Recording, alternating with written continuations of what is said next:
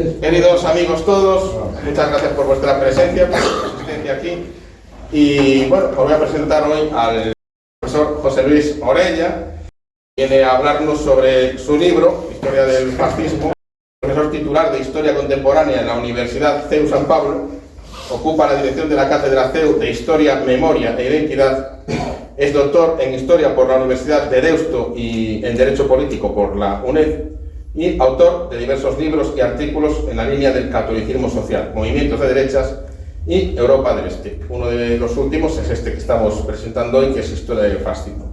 Pero bueno, tiene muchísimos otros más. Yo recomiendo muchísimo la biografía de Víctor Pradera.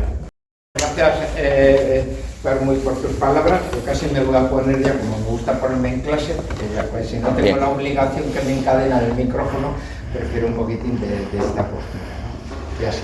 ¿Por qué viene un poco la parte de lo del libro? Bueno, pues la parte de lo del libro viene, pues por lo que nos podemos imaginar, por su dificultad, ¿no?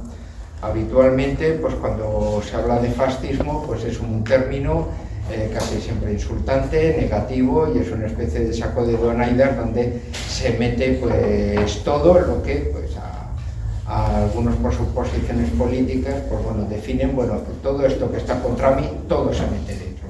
Y por lo tanto casi se podría identificar, o más o menos decir que casi se podría calificar pues como fascismo pues a más del 80% de la población, porque según las opiniones de algunos, todo el mundo entraría ahí, ¿no? A partir de ahí, pues ya vienen un poco las dificultades que es, ¿no? Porque si hablamos sobre el liberalismo, claramente se puede definir en sus diferentes variantes qué es el liberalismo. Si hablamos de socialismo, de comunismo, pues no te digo nada, ¿no? Porque en definitiva son ideologías bastante uniformes, muy homogéneas, y por lo tanto, bueno, pues puedes calificar sus evoluciones, cuáles son sus objetivos, sus métodos de propaganda, de acción, de actividad, etc. ¿Qué planteamiento, qué diferencia plantea el fascismo con ese aspecto? Pues precisamente su dificultad. Si vamos a los especialistas para definir pues qué es el fascismo, vemos que casi siempre, y especialmente los que tienen una formación marxista, pues siempre lo van a definir de manera negativa. Es bien sencillo, es antiliberal, es anticomunista, es anti todo.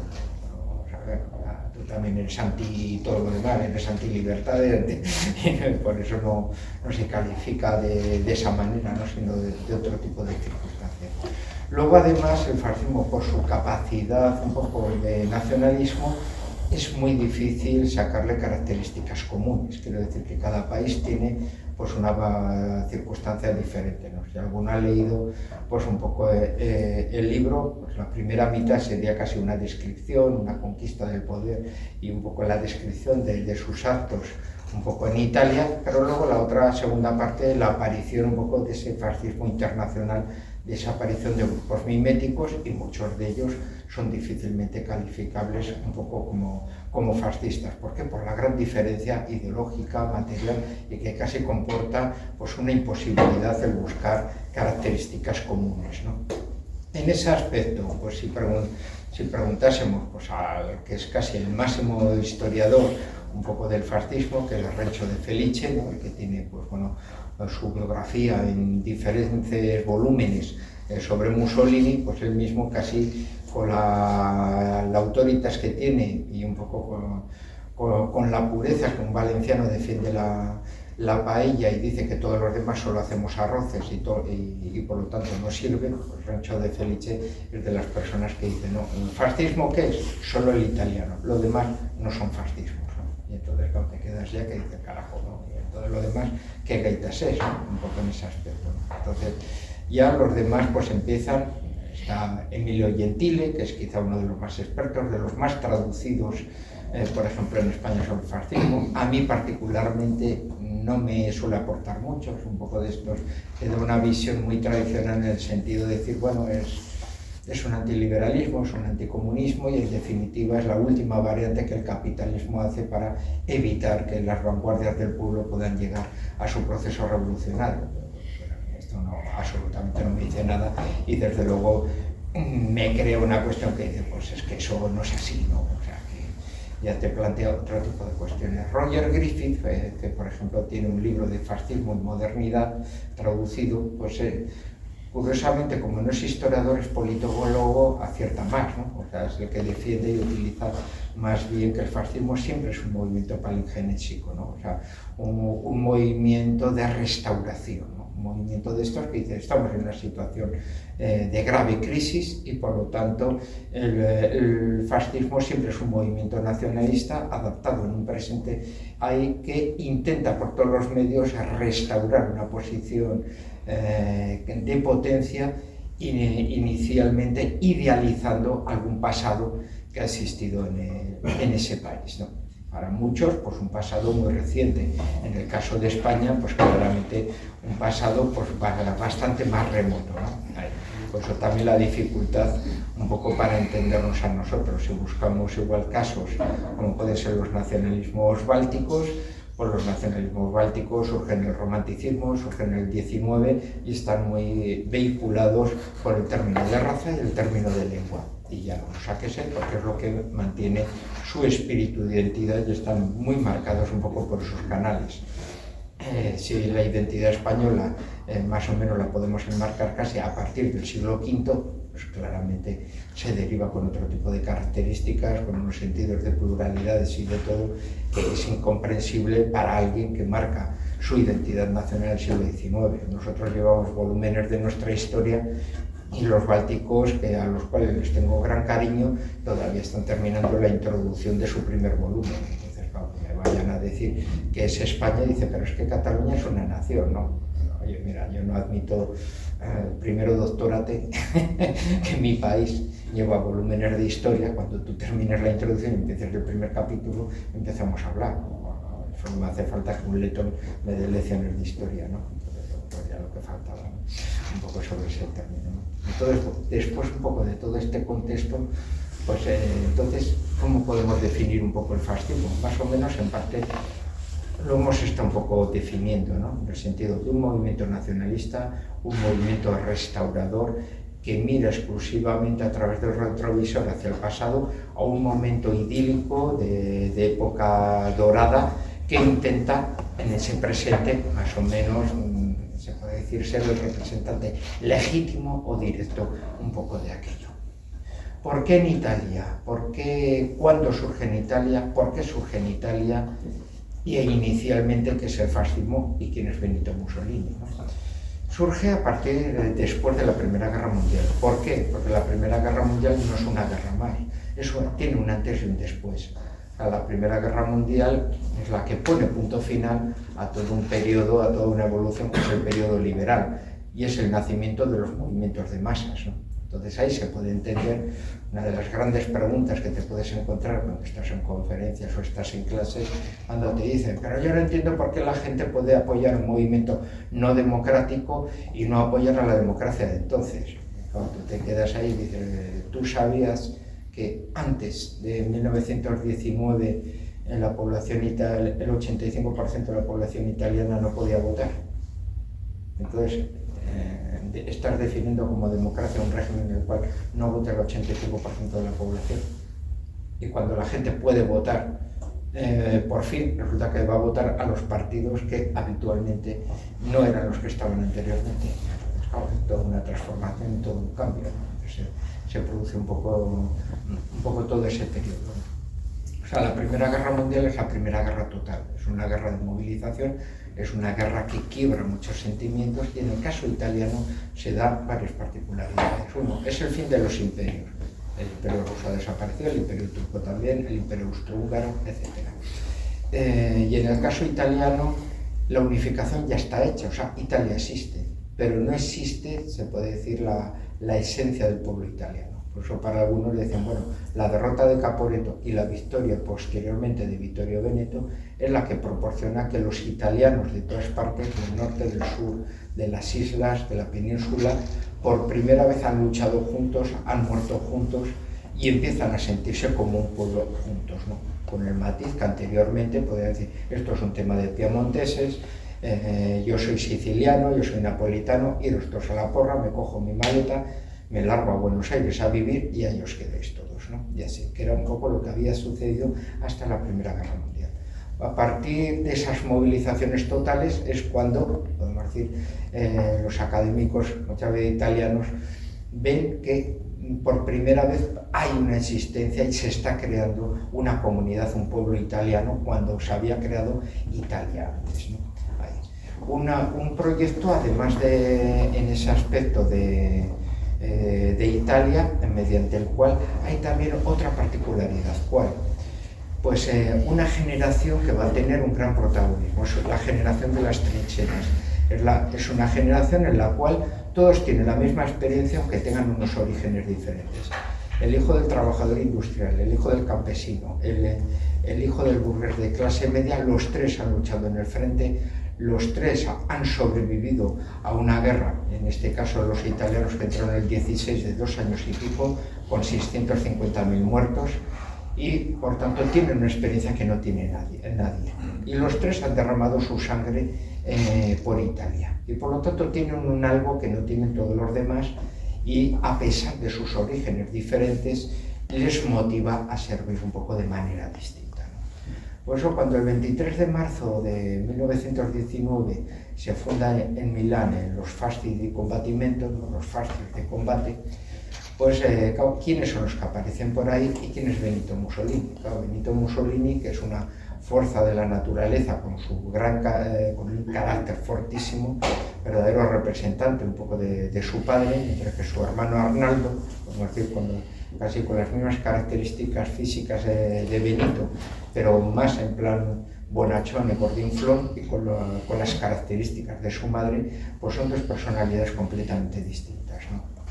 Benito Mussolini viene de una familia que ya tienes ese contraste, una madre maestra católica de misa diaria, mientras que su padre es todo lo contrario, es un comecuras, que le encanta provocar todos los aspectos de religión, casi de una ideología socializante anarquista, y que le pone a su hijo Benito, y no le pone en nombre italiano, sino en español por Benito Juárez, ¿no?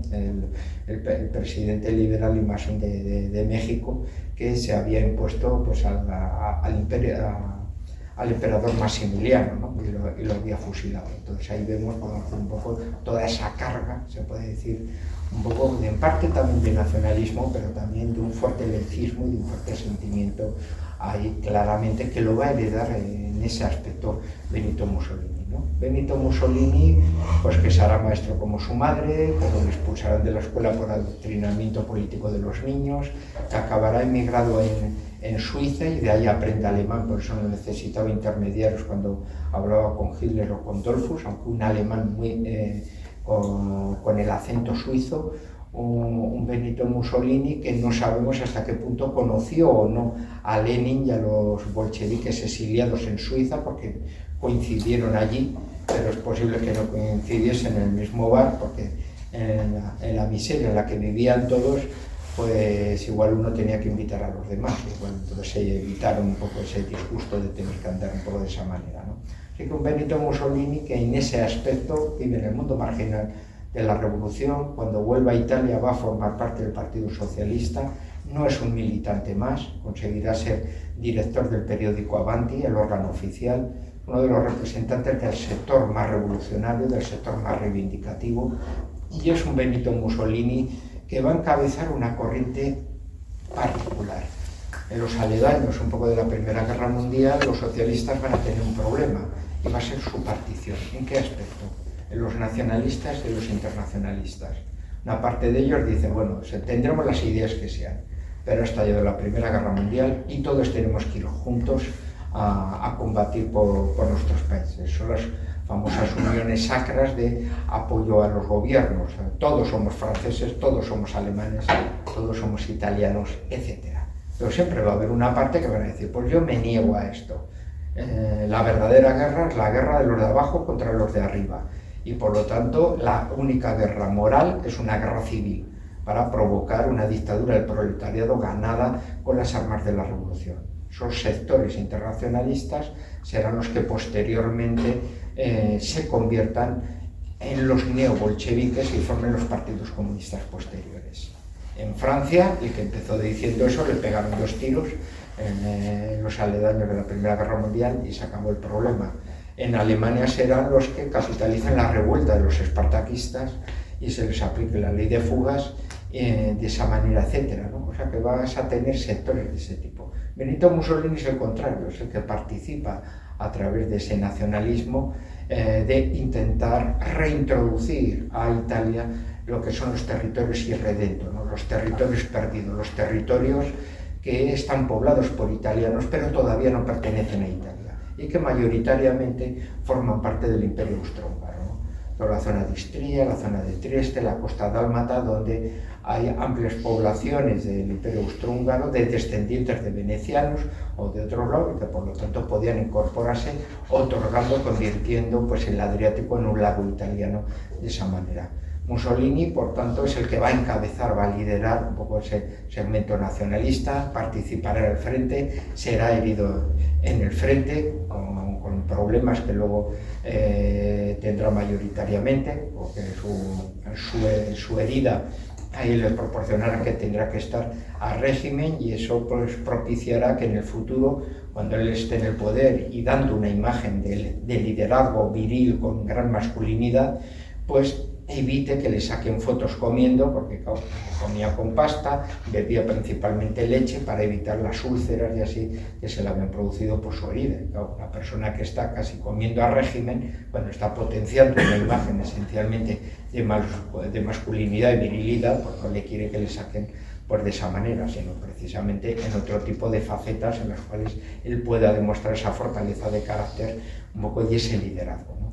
Así que Benito Mussolini proviene un poco de ese campo de la izquierda, más bien de los sectores revolucionarios, no de los sectores reformistas del socialismo, pero plenamente adherido un poco a ese camino patriótico, a ese camino nacionalista, ¿no? Así que a la vuelta con el final es cuando provoca y lidera un poco esa corriente. Como ha sido el gran líder un poco de Avanti, pues gran parte de los que van a conformar esa masa inicial del fascismo van a ser periodistas y muchos procedentes precisamente un poco de ese ámbito socialista. Entre la gente que vayan a llegar, pues van a llegar muchos sindicalistas revolucionarios, ¿no? Sindicalistas revolucionarios que son discípulos y han leído y han mamado las enseñanzas de George Sorel, ¿no? Uno de los autores, padres de la sociología, y más bien pues, muy aupado por los anarquistas, ¿no? En ese sentimiento de decir, no se puede reformar nada, el Estado liberal tiene claramente unas estructuras, un orden, y las únicas posibilidades que uno tiene para cambiar el régimen es a través de la ruptura y la revolución, y eso solo lo proporciona la violencia.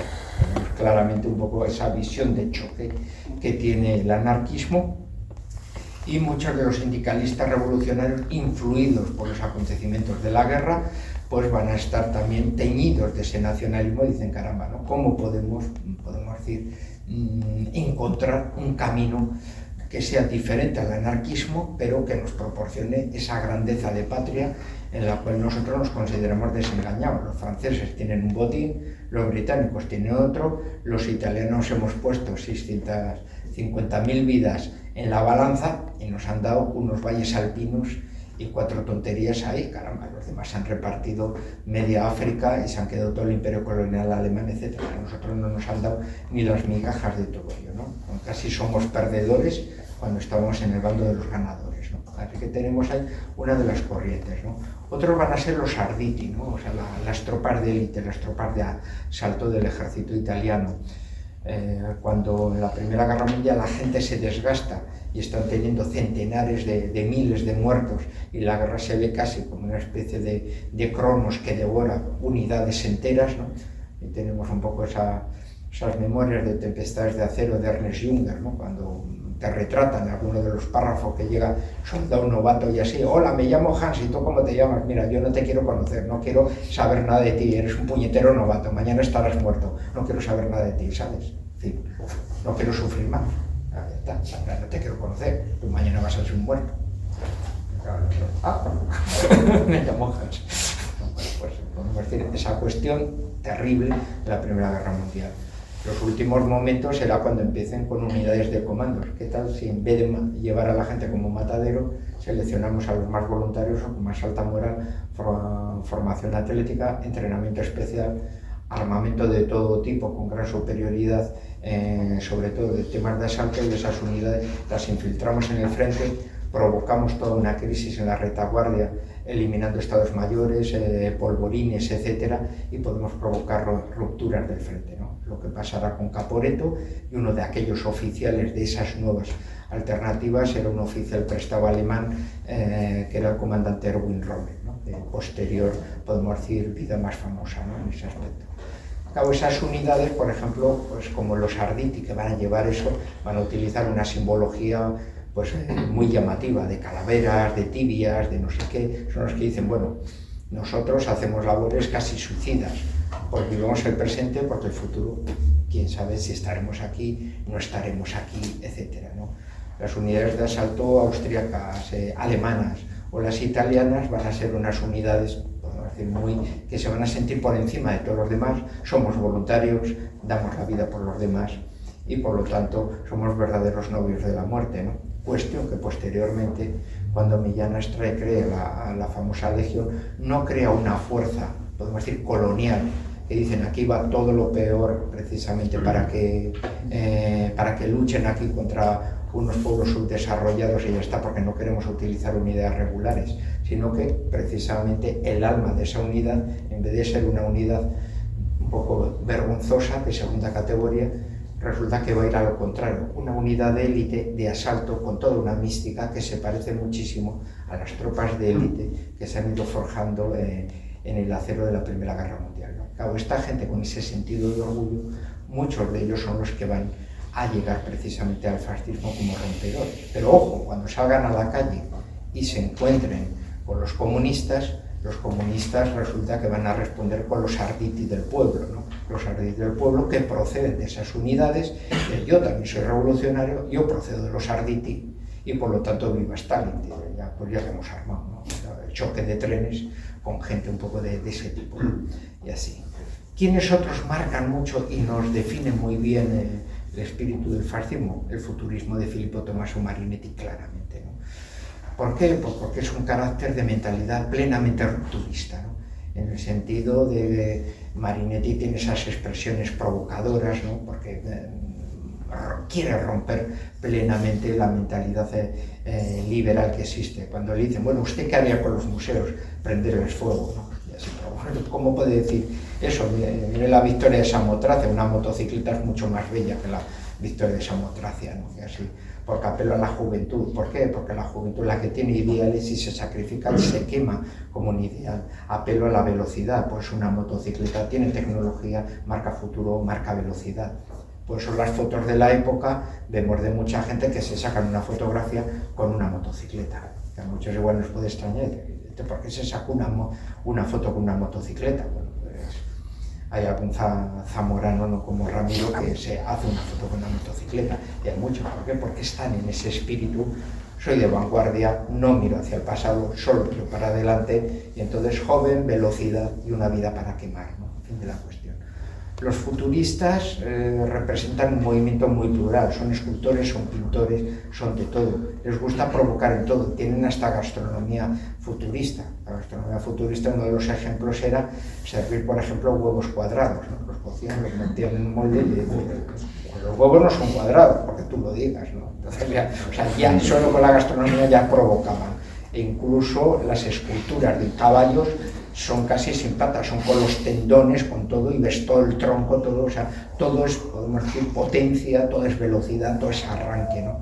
Y cuando estalle la Primera Guerra Mundial, la primera generación de futuristas, todos irán voluntarios, todos irán en las patrullas de exploración, o sea, ciclistas, y la mayoría morirán por ir de exploradores, claro, de sus unidades. Por eso luego habrá una segunda generación de futuristas y una tercera, ¿no? O sea, todos se queman por un ideal, que es morir por Italia en la Primera Guerra Mundial, ¿no? Un poco en ese aspecto. Entonces, como vemos, el futurismo pues se enmarca muy bien en ese aspecto, y por eso también Mussolini, que es un ojo avizador, es un águila que se da cuenta de las cuestiones con un gran pragmatismo como buen periodista, pues rápidamente con Marinetti hace buena serie de vías, pero precisamente para adular su alma de artista. Dice, bueno, tú sigue la cultura, que yo soy tu representación en el mundo político, ¿no? Entonces, de esa manera se evita una competencia, se evita un liderazgo y, por el contrario, podemos decir, vampiriza o parasita esa imagen de ruptura, de vanguardia cultural que el fascismo va a tener gracias, se puede decir, un poco a esa simbiosis que también desarrolla con el futurismo, ¿no? Entonces, como vemos, inicialmente va a tener un planteamiento plenamente revolucionario, procedente desde luego de la izquierda inicialmente. Lo veremos el mestizaje, porque el fascismo no es un movimiento puro, por eso es muy difícil de identificar, porque depende de cómo lo hagas. En el caso italiano va a ir luego mestizándose con muchas corrientes ideológicas que van a ir integrándose. Cuando toquemos otros países, los ingredientes son distintos, por lo tanto el resultado es plenamente diferente. Y de ahí viene la cuestión de lo de la paella y los arroces. Y así, esto no es una paella, esto es un arroz, y chico, si te gusta el arroz negro con pescado, pero esto nunca ha sido una paella, es con verdura y es con conejo. Fíjate, como vemos, depende de los ingredientes que los vayas a hacer, y por eso luego las comparativas y las cuestiones comunes son muy difíciles, ¿no? Entonces ahí te está pidiendo la nacionalización de sectores estratégicos, principalmente industrias de las armas. Te está pidiendo el voto de la mujer. Es el primer partido que te pide el voto de la mujer en Italia. Te pide una reducción de los años para que los jóvenes puedan votar. Hay que tener en cuenta que si después de la Primera Guerra Mundial es cuando aplicas el sufragio universal, ha desaparecido toda una generación masculina en la guerra.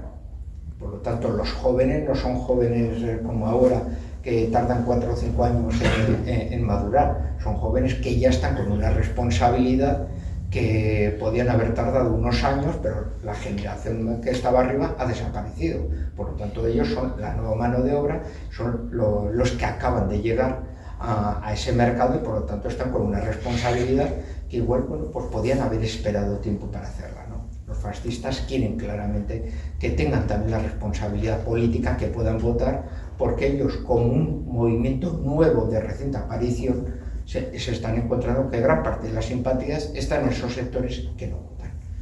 Luego, las mujeres, pues claro, las mujeres también ha habido un cambio sociológico. ¿En qué sentido? Es la Primera Guerra que se ha contado con ellas. Si todos los hombres son movilizados para ir a las trincheras, ¿quién va a ir a las fábricas? Pues las mujeres. ¿Y qué trabajos van a hacer? Todo. Y cuando tienen un periodo de descanso, ¿qué hacen? Pues fumar. Y cuando salen de la fábrica, ¿qué les apetece? Pues tomarse una cerveza. Pues una mujer decente no entra en un bar si no habla acompañada de un hombre. ¿Y de qué? ¿Y qué hombres hay en ese momento en una ciudad? Pues el que esté cojo, que lo han enviado a su casa. Entonces, pues, o te encuentras 20 mujeres que han salido de la fábrica y están todas detrás del cojo para que les acompañe a un bar, o al final rompen a los moldes y dirán, entramos todas y que sea lo que Dios quiera. Porque a ver quién les va a atender también en el bar, pues la mujer del posadero, porque el posadero está en la trinchera también, pues tampoco es que vayan a tener muchos problemas. Entonces cambian los roles, cambian las costumbres, cambian los hábitos ahí, y entonces la mujer, ¿por qué no va a votar? Si lleva, en algunos casos, hasta 3 años realizando todo tipo de trabajos con unos cambios sociales fortísimos y por lo tanto con unas circunstancias, ¿no? El primer grupo fascista en Inglaterra lo monta una mujer. O sea, que ahí mismo, ¿sabes? Lo que para que cuando apareció Mosley se fueron todos con Mosley. Y la tía, pues bueno, pues se vino a Canarias y se murió en Canarias, que no está mal para irse uno de retiro de exilio, ¿no? Y entonces, bueno, pues ahí pues la rota Linton, pues ahí acabó, ¿no? Así. Entonces, bueno, vemos un poco pues, la novedad, la frescura con la cual aparecen, y que claramente los sectores más novedosos que nunca habían votado, que nunca esto, esto sí nos gusta. Claro, ¿qué particularidad y qué rivales va a tener? Hombre, los partidos liberales suelen ser partidos débiles por un lado y fuertes en otro. ¿En qué sentido? Son opciones de voto. O sea, tú le votas y puedes cambiar de voto, porque detrás del partido no hay nada. Quiero decir, los partidos liberales no tienen ningún mundo asociativo. Entonces, ¿cómo se sostienen? Pues gracias al caciquismo local. O sea, la compra del voto, la corrupción. O sea, la corrupción siempre se mantiene en estos momentos porque gracias a la corrupción tú puedes apelar a unos resultados y puedes asegurar un resultado.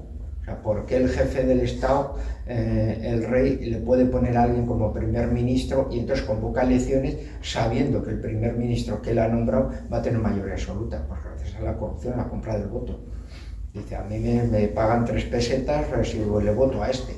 Y el cacique me ha dicho esto. Bueno, pues están los agentes electorales y por lo tanto el caciquismo pues llevaba a la gente y la gente pues sacaba un sueldo diario, pues gracias a haber ido a votar a quien tenía que votar, y ya estaba, ¿no?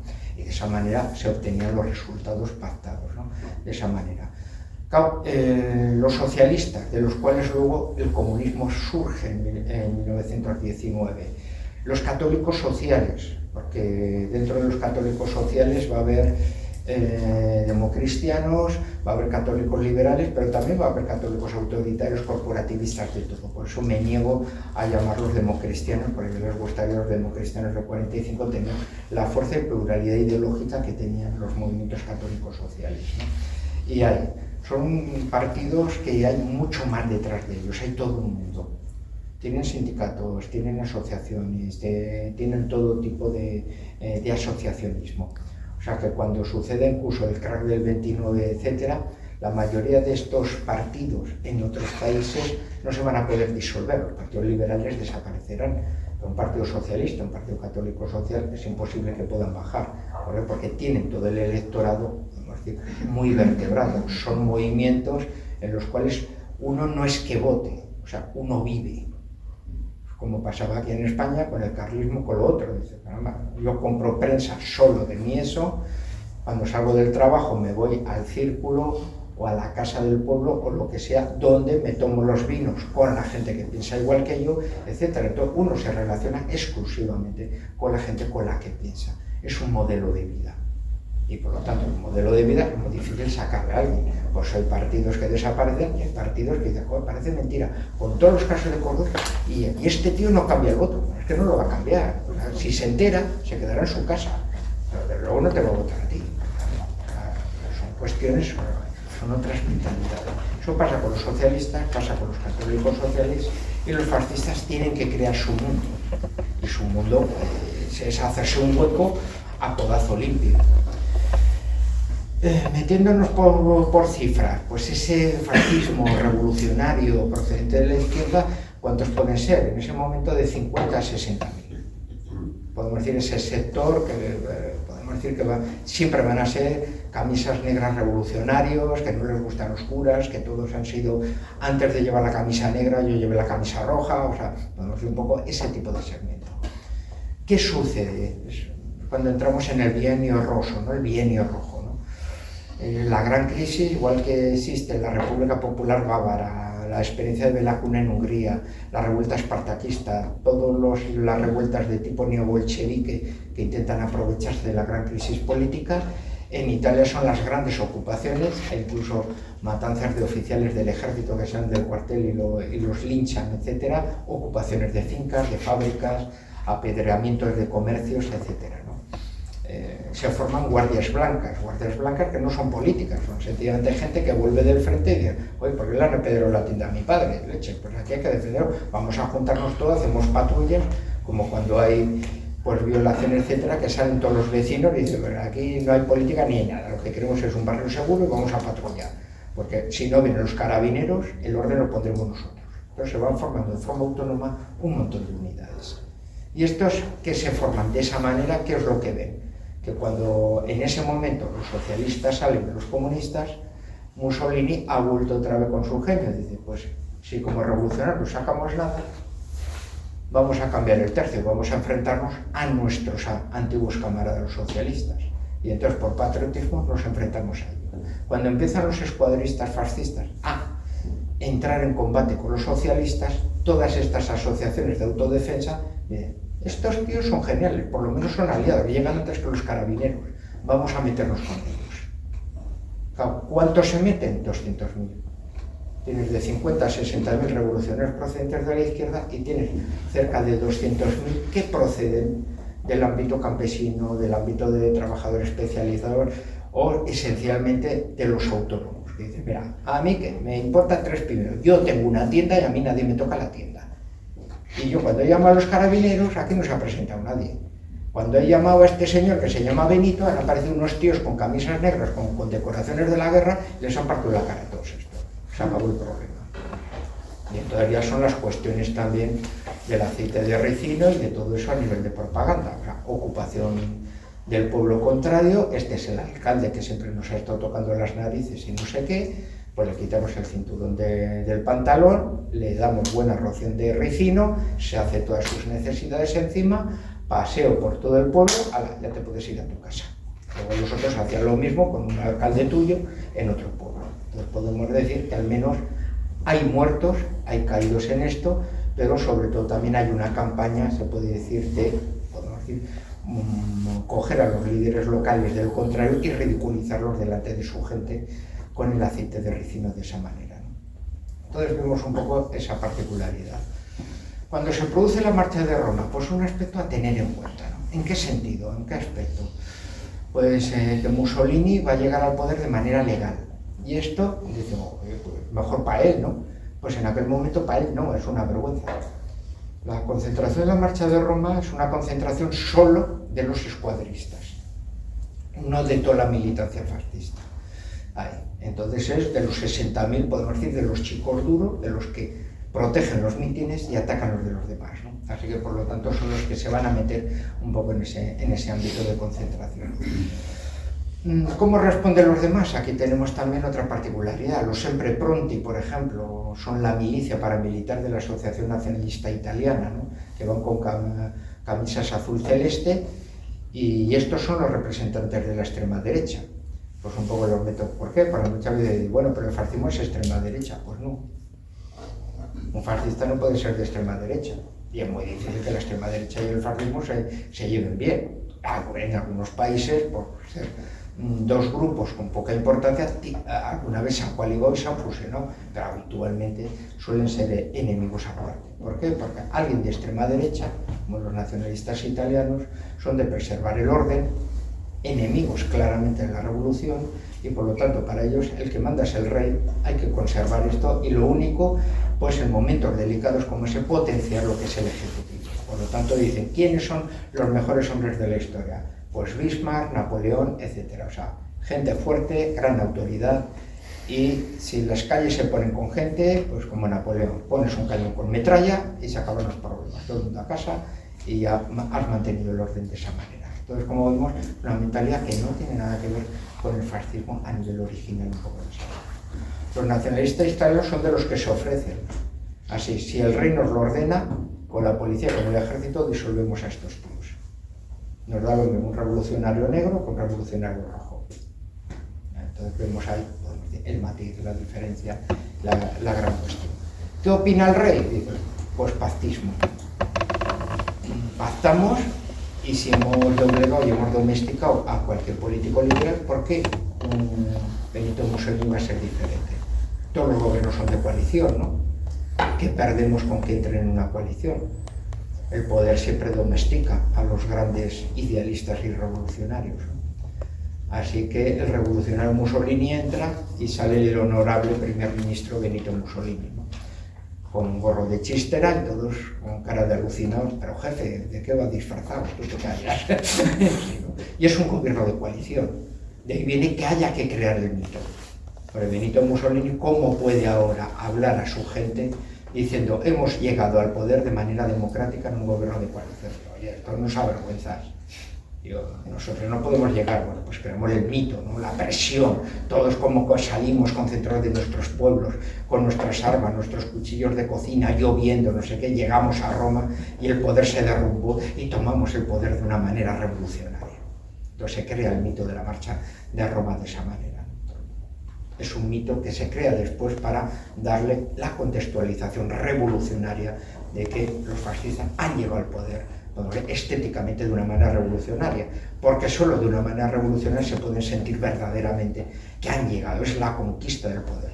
No hemos negociado con nadie, no nos lo han entregado democráticamente, lo hemos tomado, porque si no yo no duermo esta noche. Entonces vemos el sentido, podemos decir, que se tiene en ese aspecto. Claro, tienes un gobierno y tienes una capacidad, y te han dado un año con poderes especiales para desarrollarlo. En ese año, ¿qué vas a hacer? Bueno, pues hay que hablar con todos para tener una mayoría parlamentaria. En ese momento Mussolini tiene 34 diputados. Los socialistas tienen más de 120, los liberales tienen como 200 y pico, los católicos sociales tienen como 108, 109, etc. O sea, los nacionalistas italianos tienen 12 o 14. El rey les ordena que se integren en el fascismo. Ahora es cuando se puede decir que la extrema derecha se integra en el fascismo italiano. Y entonces ahí es donde tienes un sector de monárquicos, podemos decir que van a ser la quinta columna del rey. ¿Quién manda es el rey? No dice que seamos fascistas, estamos con él. Cuando Mussolini caiga, la mayoría de estos son de los que votan a favor de la destitución de Mussolini. Entonces, tenemos una corriente interna ahí. ¿Quiénes más? Pues de todos se van a sumar, ¿no? Por ejemplo, del Partido Popular Italiano, el Partido Católico Social, de ese centenar, unos 25 se integran, les van a llamar de todos.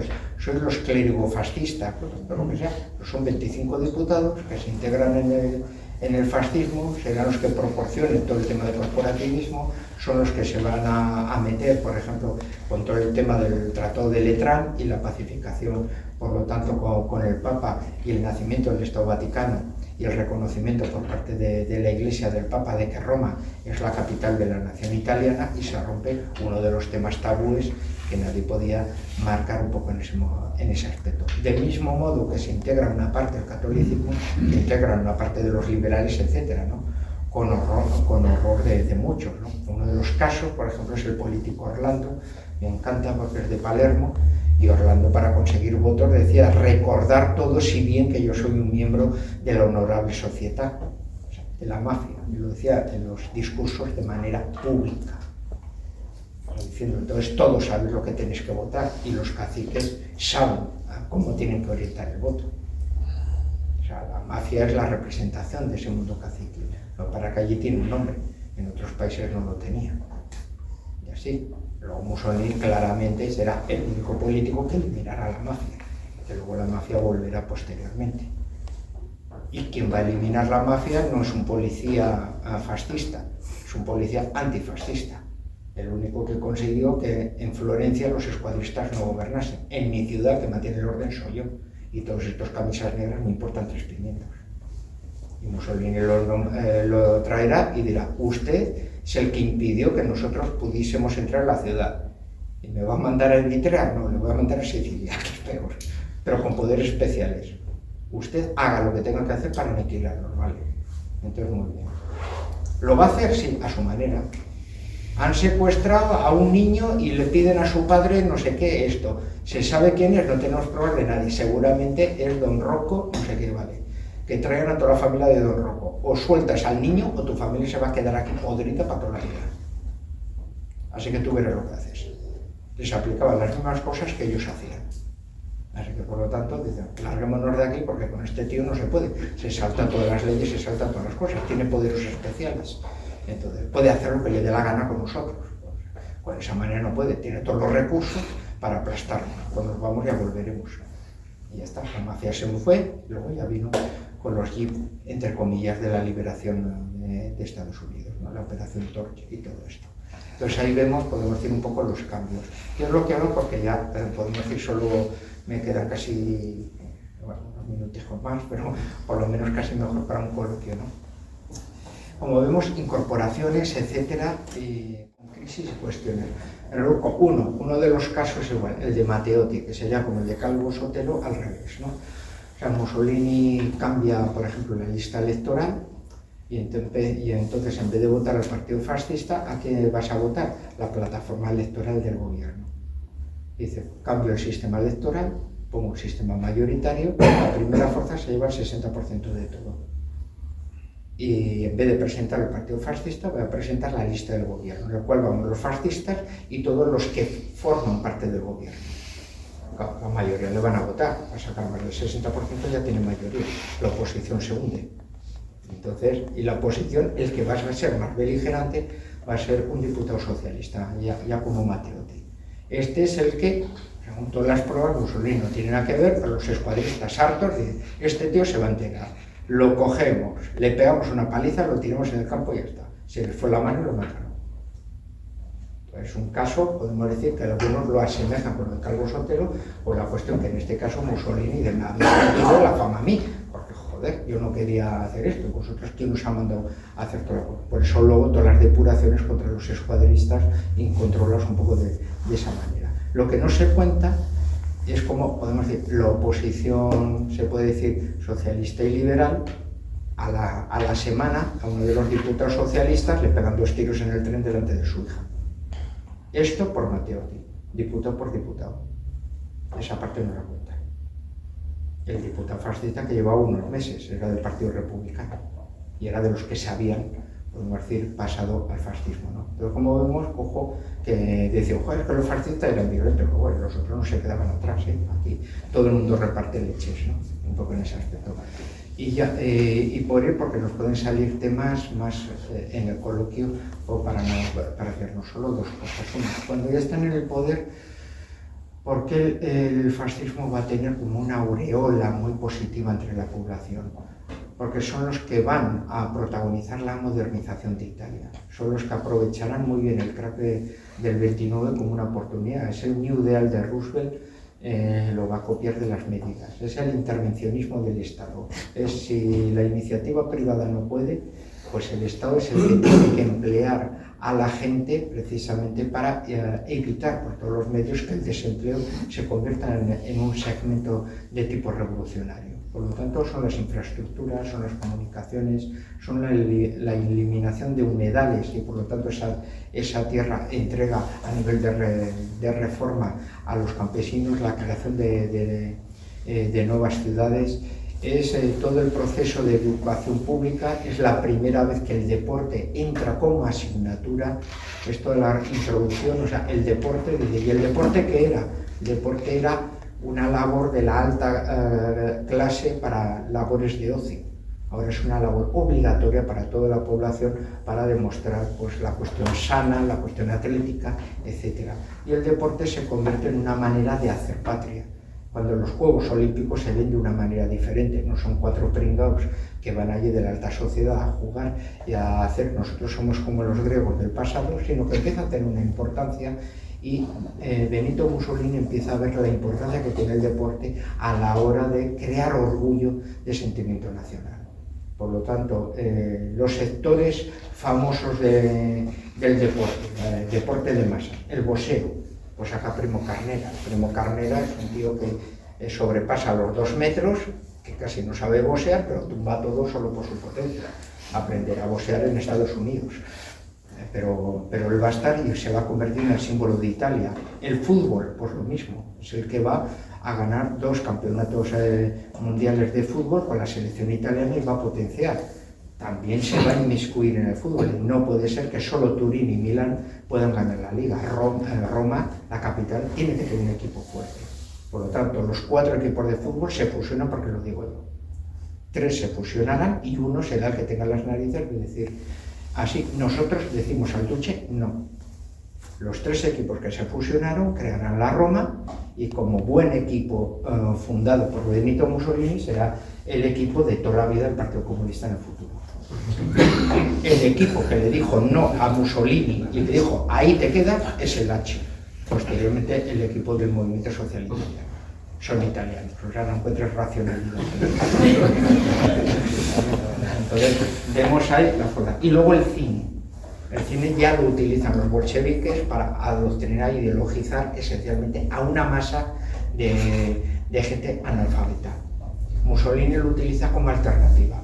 No podemos ver cine americano, no nos pueden meter sus valores, por lo tanto no vamos a traer películas americanas. Tendrá que hacer una excepción con Mickey Mouse, Topolino, porque ha habido una revuelta de los niños, pero fuera de esa parte, pues va a haber cine italiano. La fuerza del cine italiano nace ahí, en la fundación de Cinecittà, en la fundación del Festival de Venecia, todo. El Festival de Venecia es el ministro de Cultura. ¿Y era fascista? Hasta este momento no, es un liberal que se va a hacer fascista, esto no es el gobierno. Y entonces el que funda, podemos decir, todo el luche es toda la promoción y por lo tanto la fuerza del cine, en la cual pues tienes incluso la trilogía ahí de Rossellini, que aparte de Roma año cero, etcétera, todo eso del inicio del realismo, que dices esto es contrario a los alemanes, bueno, es que utiliza los mismos argumentos porque tiene una trilogía fascista. Es el piloto retorna, la nave blanca y el hombre de la cruz. Tiene una trilogía fascista y luego ya con la caída de Mussolini hace casi con los mismos esto, la otra parte que claramente es la más conocida. Entonces, gran parte del mundo del cine, de actrices, de directores, si te metes y puedes hacer la prueba en Wikipedia de esa manera, dicen, hombre, nació en Italia, y de caramba, en la Segunda Guerra Mundial este tío debía tener, o esta mujer, 30 años o 25 años, y luego en el año 47, como que en el año 47, ¿y qué pasó en los 20 años anteriores? Eso no sabe. O sea, todos proceden del mundo de Cinecittà y todo el mundo va a hacer su labor y luego claramente ya desarrollarán su labor ya en la Italia ya posbélica, un poco de ese aspecto, ¿no? Pero tienes todo el proceso de modernización, pero ese proceso y por lo tanto lo que podremos denominar la llegada de los servicios sociales y públicos hasta el último rincón de Italia se produce en la época del fascismo. Y por lo tanto se va a identificar con ello y ellos lo van a hacer claramente por la propaganda. Y hay que veamos, podemos decir un poco esa cuestión. ¿Van a tener errores? Hombre, claramente. La entrada de la guerra. La entrada de la guerra hunde, podemos decir, la popularidad. El ejército italiano no estaba preparado, gran parte de su material motorizado lo ha perdido en Etiopía, otra parte ha sido enviado a la guerra aquí a España precisamente para apoyarnos al bando nacional, que es el principal suministrador del bando nacional en ese aspecto, y claramente pues, el ejército italiano no ha repuesto gran parte de su material en ese sentido. Y tiene un material también que con la evolución de la guerra se van a encontrar, bueno, es que les va a ser imposible. Es que los italianos son cobardes. Vamos a ver, si tú estás en el norte de África, te ataca un blindado Matilda británico, a ti te dan una autoametralladora antiblindada que tiene que perforar y las balas rebotan, ¿qué haces? Pues dices, bueno, pues o me dejo aplastar por el blindado porque no hago nada, o echo a correr y soldado que corre es soldado que lucha mañana. Por lo tanto, pues ya está, ¿no? Entonces, es cobardía, pues que tienes un armamento que no. Pues las unidades de la República Social Italiana no son acusadas de cobardía precisamente, y son los mismos italianos, ¿no? Entonces, cuando había armamento, pues la capacidad se demostraba de otra manera. Pero aquí vemos un poquitín, por lo tanto, esa particularidad, y ya la última idea ya sería, claro, ¿esto va a crear una repercusión a nivel internacional? Pues sí, una repercusión internacional. ¿Quiénes la van a coger? Pues principalmente gente joven procedente del mundo de la derecha y por lo tanto con una visión distinta. Y entonces, claro, cuando se dice, no, es que por ejemplo, o el falangismo, o el racismo, o el otro, es que es el fascismo. Sí y no, porque un José Antonio dice, nosotros no somos fascistas, porque no somos copia del fascismo italiano. Es una identidad propia española y la mayoría del material humano son gente católica practicante de congregaciones marianas que proceden de ese ámbito y por lo tanto con una mentalidad distinta. Lo cual no quiere decir que se incorpore gente de izquierdas. Dos secretarios generales de los incipientes partidos comunistas se integran en Falange y algunos anarquistas famosos también lo van a hacer. O sea, vamos a decir, otra cuestión es que la masa proceda habitualmente de ahí, pero claro, la mentalidad es distinta. El fascista italiano inicialmente tiene una vocación totalitaria como antiguo socialista y por lo tanto luego tiene que mermar porque el régimen en la práctica nunca fue totalitario, sí fue autoritario, por encima de Mussolini siempre estuvo el rey, el ejército nunca estuvo controlado y la milicia pues fue una milicia auxiliar pero no conformaron unas fuerzas armadas ideológicas propiamente, o sea no fueron las Waffen-SS, entonces podemos decir el régimen fascista no tuvo campos de concentración, no se transformó en un régimen totalitario, aunque a nivel de discurso tenía vocación de serlo, ¿no? Pero, por ejemplo, el falangismo no tiene esa vocación totalitaria, pero ya en su esencia, podemos decir, por la cuestión del material humano que tenía, ¿no? Si nos vamos a los belgas, todos son, podemos decir, del ámbito derechista. Si nos vamos al mundo holandés, parecido. Los bálticos son otra cosa distinta. Los bálticos son nacionalistas. Los letones son los más italianos. ¿Y por qué? Odiamos el comunismo y no nos gustan los alemanes. Lo único que nos queda es viva Italia.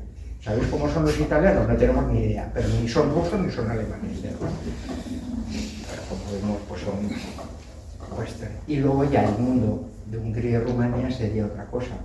Ahí sí el fascismo adquiere una masa social importante, pero ¿por qué? Porque no tiene nada que ver con la extrema derecha, combate a la extrema derecha. Es donde ves ahí el mate. Mientras en la Europa occidental puedes ver convergencias, porque igual los movimientos fascistas no pasan del 5% y absorben partidos de extrema derecha para tener masa social.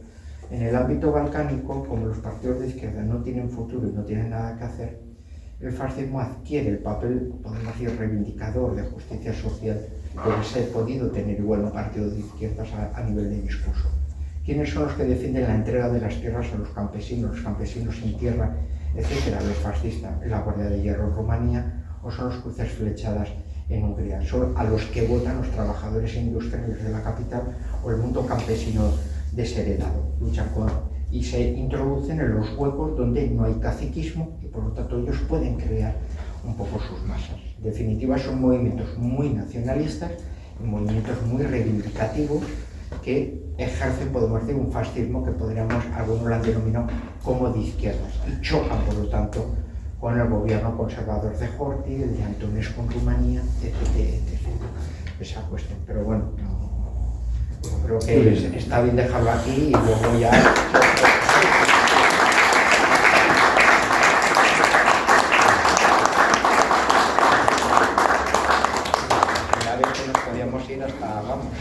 Puedo romper. Mira, el tema este del movimiento social italiano. Como acaba de decir, había varias corrientes. Bueno, se formaron varias corrientes durante la evolución del fascismo. Y sobre todo con el veintenio, porque dentro de todo. Entre los burócratas del régimen había absolutamente de todo, ¿no? Sí. Menos comunistas, creo. Comunistas había de todo. Bueno, Bombachi. Entonces, claro, se formaron varias corrientes que yo creo que se reproducen en el movimiento social italiano. Por ejemplo, tenemos la destra nazionale, Sí. que era un poco la derecha burguesa. Sí. Tenemos la destra radicale, que se remite a Pino Rauti, que era un poco la destra, digamos, revolucionaria, pagana, paganizante. Sí. Pino Rauti, Giulio Sebola, toda esta gente. Y luego pues tenemos una destra social, que está un poco a medias, ¿no? Esto hasta que duró la MSI, lógicamente. Ahora ese mundo, no solo humanamente hablando, porque muchos, claro, ya fallecieron, sino doctrinalmente hablando, prácticamente ya no existe. O sea, esas diferencias en Fratelli d'Italia, que sería el heredero directo del movimiento social italiano, pasando por varias etapas y por otros grupos, ya no representa ninguna de estas corrientes, creo yo. ¿Cómo lo ves? A ver, es que como bien has dicho, las evoluciones son muy distintas. O sea, el movimiento social italiano, pues si hay alguno que yo creo que muchos de vosotros ya venís ya bien formados, ¿no? En ese sentido, tiene una frase que casi los define, que es no restaurar, no renegar, ¿no? Y por lo tanto, van hacia el futuro, pero con ese sentimiento de pertenencia, ¿no? Y también con la obligación durante la Guerra Fría, pues muy presionado, de que tampoco se pueden mover, aunque en los congresos luego aparece algún con camisa negra, pero bueno, están un poco obligados de allí, ¿no? Fascismo y libertad, ¿no? Ahí está. Pero claro, los Fratelli, por ejemplo, pues claro, ya son los que son herederos de Alianza Nazionale, en la cual es la transformación del movimiento social italiano, pero luego de liberales, de no sé qué, que vienen del hundimiento de todo el pentapartido, etc. Incluso en la fusión, la aparición de los Fratelli, los miembros fundadores, está Crovetto, el ministro de Defensa, que son democristianos, y luego los otros son de los sectores, podemos decir, como más moderados de los coroneles del MSI, que son los que entraron en los gobiernos de Berlusconi. O sea, Y que colaboraron con Fini, o sea, eran los está. hombres de Fini. Son los hombres de Fini, o sea, el sector más así. O sea que vemos claramente que los Fratelli es como una derivación conservadora, como cualquiera nos dice, tú piensas igual que tu abuelo. Bueno, pues tengo aspectos de mi abuelo, pero igual por el contexto, la cuestión, hombre, que sea como mi abuelo, pues vete tú a saber, ¿no? Pues es posible que no. Por eso a mí muchas veces me gusta compararlo con otros, por ejemplo, ¿no? Muchas veces cuando dicen, en todo el mundo conservador es el heredero del fascismo, o no. Porque nos metemos, por ejemplo, pues una cuestión, pues no sé, la Falange Socialista Boliviana. Ya sé, claro, una escisión de la Falange Socialista Boliviana es el Mar de Evo Morales. Bueno, que ahora Evo Morales lo han echado de ella, bueno, pues vete tú a saber cómo va a evolucionar. Y el MNR, que sería ahí, pues luego ahí ha tenido sus evoluciones como el peronismo, que ya no sabes en qué dirección está, ¿no? La mejor definición del peronismo creo la dio el propio Perón, ¿no? Cuando llegó a Ezeiza, que los peronistas se disparan entre ellos en el aeropuerto, Perón dijo, bueno, vamos a ver, es que ellos creían que yo era de ellos, pero yo siempre he sido de los nuestros. Ahora ya decide eso, ¿no? Ya sí. O los basistas árabes, ¿no? Los basistas árabes, eso tengo una anécdota, me invitaron a un meeting de estos así, de hablar del basismo, de verdad que fue, y vamos, había una colección, vamos, los de Podemos eran los moderados, ¿no? Vale, entonces, esta gente, ¿quiénes son, no? Y claro, y tuve que hablar de esto, claro, todos pensaban que yo iba a hablar, claro, del Estado fascista de Israel y el antifascismo de eso, claro, no, vamos a ver, el duce es Gamal Abdel Nasser y los basistas es el fascismo impresionante. Más claro, estaban algunos ya con unos problemas ya de cortacircuito, estaban cortacircuitados por todos los lados. Claro, el basismo ahora está en la Internacional Socialista, precisamente, ¿no? Pero claro, inicialmente nadie niega la cuestión. Y Nasser colgaba a los comunistas y colgaba a los hermanos musulmanes. Porque él mismo ya decía, vamos, como dejemos a estos así, es que un día nuestras mujeres van a ir tapadas. Eso lo dijo en los años 60. O sea, que vemos un poco las evoluciones. Quiero decir que la fotografía fija es esta, pero luego allí donde sobrevivió, pues luego pueden evolucionar hacia la izquierda, hacia la derecha, y por lo tanto tampoco puedes hablar de eso, ¿no? Si hablas del integralismo, pues vete a saber, ¿no? Un militante integralista ahí luego se llamó Fidel Cámara, ¿no? Uno de los padres de la teología de la liberación, fue militante integralista, o sea, su pasado era claramente fascista, ¿no? Y así, o una vez que tuve que hacer una entrevista aquí a un embajador boliviano que era de la época anterior, de Siles Suazo, o sea, la rama izquierdista del MNR, así, pues me dijo, no, yo siempre he sido de izquierdas y así, he combatido todo eso, pero ¿usted dónde aprendió a ser de izquierda? Caramba, del Instituto de Cultura Hispánica, aquí con el SEU. Me quedaba con el SEU. Que cabrón, o sea, yo soy de izquierda gracias a José Antonio. Déjelo, esto me acaba faltando, ¿no? O sea, no había leído de marxismo absolutamente nada. Vamos, o sea, él solo había leído temas de Falange, había estado viviendo aquí, no sé qué, era militante del MNR, y cuando volvió a Bolivia, pues vamos a estallar todo. Y ya está. Y entonces se fue por su camino y toda la izquierda proviene de los cuadros caídos, que eso sí, luego los ha llevado a Cuba, no sé qué, y eso ya son de otro modo, ¿no? Pero este es el que podemos decir que vio. Entonces vemos las desviaciones un poco de todo tipo, ¿no? Un poco de todos esos procesos. Sí. Yo siempre he entendido, los tres grandes líderes, aparte de Mussolini, fascistas, León de Grel en Bélgica, José Antonio en España, Yukio Mishima en Japón. ¿Qué tienen en común? ¿Solamente el nacionalismo patriótico o hay algo más por lo que se les pueda o se les considera fascistas también?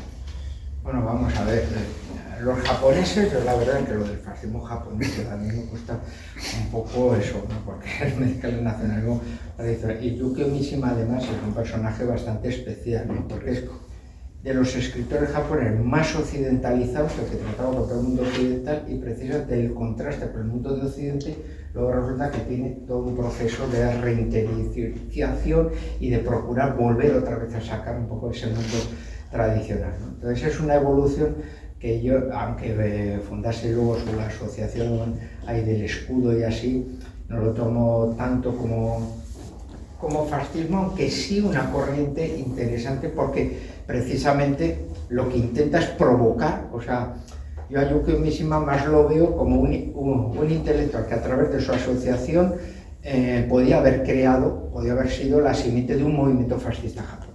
Eso es otra cosa, porque él está apelando a un movimiento palingenésico. Los japoneses tenemos que retomar nuestra raíz tradicional y por lo tanto ir un poco en ese aspecto, ¿no? Entonces, pero es como Charles Maurras. Charles Maurras nunca fue un fascista, pero sus discípulos sí evolucionaron, algunos de ellos, hacia el fascismo, ¿no? En el caso de León Degrelle es un caso de evolución permanente, ¿no? O sea, cuando triunfa es un movimiento corporativista católico similar a Adolfo Salazar, etcétera, así. Otra cuestión es que tenga un mayor empuje y él admira mucho lo del fascismo, pero procedente del mundo de la derecha.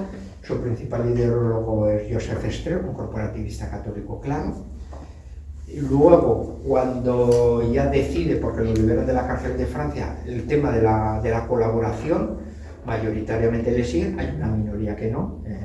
De Brune es el que forma la resistencia belga, con un grupo de resistas, era el jefe del Senado, del grupo parlamentario del Senado, y de Brune forma el primer grupo de la resistencia belga, lo llama Falange.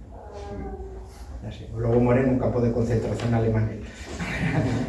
Y Joseph Strauss luego rompe con Degrelle, dice, cuando empieza a apelar ya, somos una fuerza de izquierda nacional, somos nacionalsocialistas belgas, albagones, etcétera. Y entonces Joseph Strauss dice, mira, yo ya lo siento mucho, pero yo ya no puedo seguir ahí.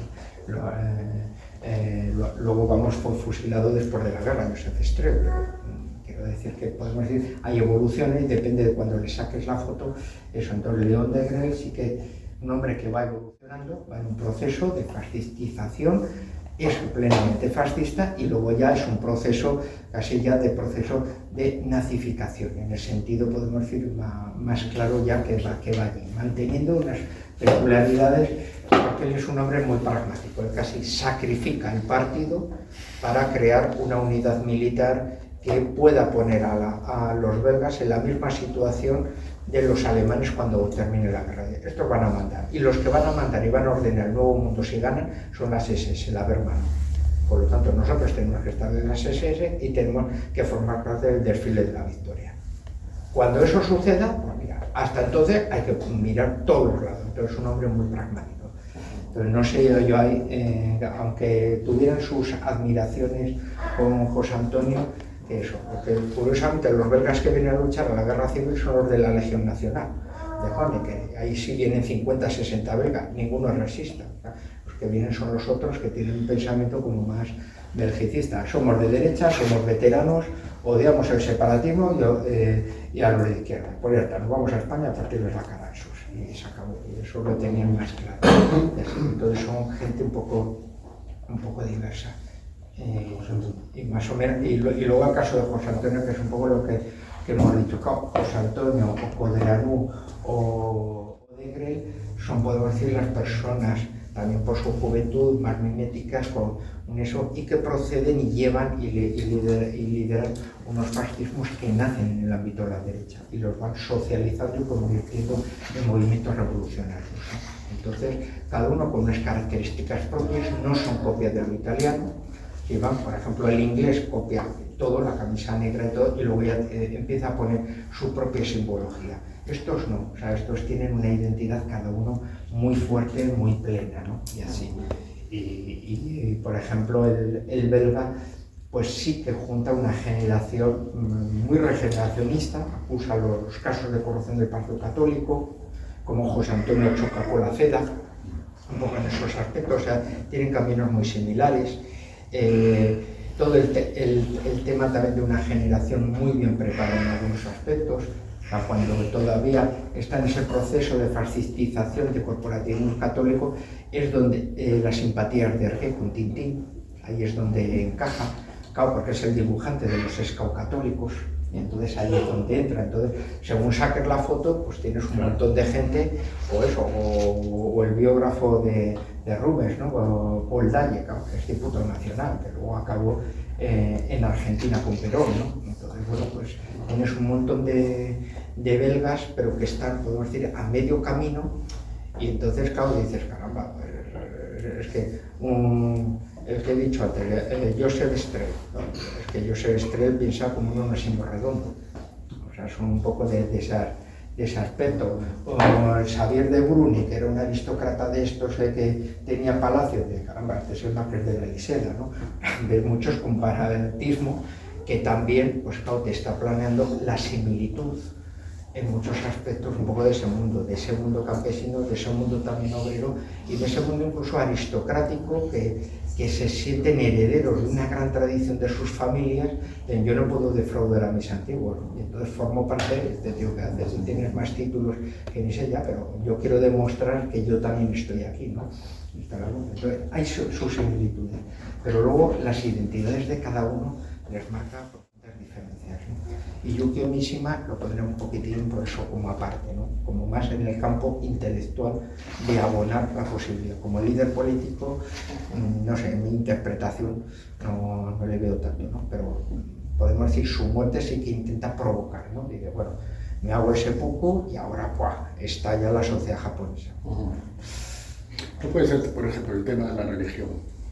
De esos tres movimientos, Codreano, José Antonio y Rexismo, lo que también los diferencia, ¿no? Sí. O sea, la fuerte militancia católica. Sí. ¿No? Sí. Lo que Ortodoxa.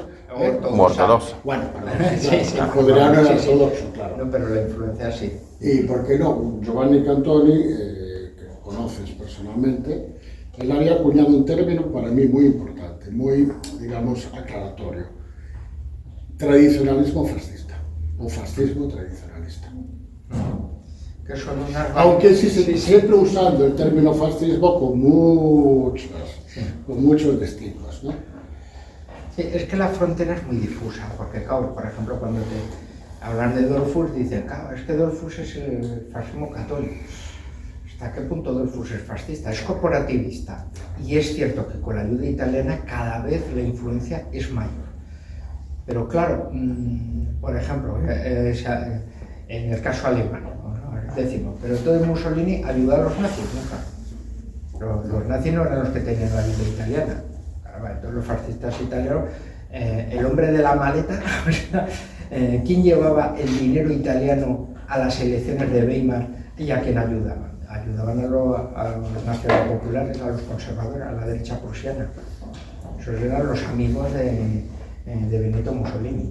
O sea, el Stasi, los cascos de acero, los monárquicos, o sea, los que estaban. Nosotros estamos con el imperio, ¿no? Juncker, ¿no? Sí, con todos los Juncker, o sea, los que salían con la bandera negra, blanca y roja. Esos son los amigos de Benito Mussolini. Pues eso es derecha dura hasta decir basta. Pues sí. Pero es a esos frente a los otros. No se siente cercano, por ejemplo, a los nazis. Otra cuestión es posteriormente, sino en ese momento. Por ejemplo, sí entra un poco en ese aspecto. O Salazar, o Lao Preto, nadie niega por su nacionalsindicalismo, por decir, la equivalencia de un fascismo luso, o sea, pero claro, Salazar es imposible, Salazar no lo es, ¿no? Otra cuestión es que son barreras muy difusas, porque ahora diríamos Serrano Suñer, y yo lo diría con los alumnos de la mañana y diría claramente, ¿no? Porque por su facha, por su juventud y sobre todo por la presencia con el uniforme. Y pues, diputado de la CEDA por Zaragoza. Eso es imposible, pues era lo que era, ¿no? O sea, él no fundó la falange con José Antonio, aunque alguna vez entre amigos lo llegó a decir. No, él era diputado de la CEDA. O sea. Entonces hay rayas difusas, se puede decir, en esos aspectos, ¿no? Y así. Has descrito muy bien toda la interacción que hay entre, como en la génesis del fascismo, están muy vinculados al socialismo, marxismo y el fascismo. Pero siempre me ha llamado mucho la atención que justo antes de la Segunda Guerra Mundial hay entre ambos una retórica de antifascismo, anticomunismo, y se utiliza. Entonces, claro, eso hace que después se dividan bueno, hay un intento del Pacto de Barbarroja, ¿no? Parece que no, Pacto de Barbarroja, El Pacto de Acero. parece que están ahí él es liberal, pero luego se rompe y se convierte en un mundo de liberales, capitalistas y comunistas contra el fascismo, los nazis y demás. Entonces, ¿qué fue el factor determinante para que realmente hubiese una ruptura entre esos bloques, habiendo tenido una génesis tan común? Y si no sé si lo has pensado alguna vez o es una curiosidad que yo siempre he tenido, ¿qué ha sido el factor determinante para que al final los comunistas tuvieran más aliados en el capitalismo contra el fascismo que al revés? Pues porque cuando los soviéticos colaboran con los nazis, no lo hacen porque sean nazis, sino lo hacen porque son alemanes. Me explico. La alianza que tenían ya venía de antes. Los nazis heredan una alianza. Pero la cuestión es que la potencia, con el pacto Ribbentrop-Molotov, a la hora de repartirse las armas.